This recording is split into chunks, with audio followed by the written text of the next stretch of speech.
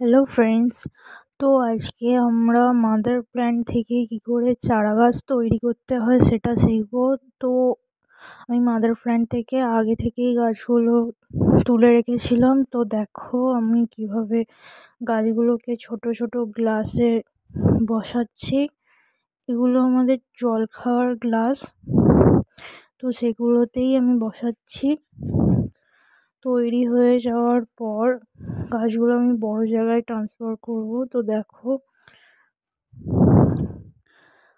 এইভাবেই আমরা চারা গাছ তৈরি করতে পারি। এই চারা গাছগুলো আমাদের কোনো প্রিয় মানুষকেও গিফট করা যেতে পারে এইভাবে তৈরি করে।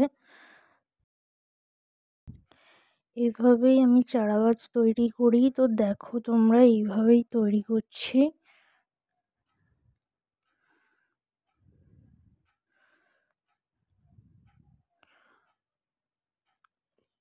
আমার কাছে মাদার প্ল্যান্টের গাছগুলো খুব বড় বড়, এর থেকেও বড় বড় গাছ।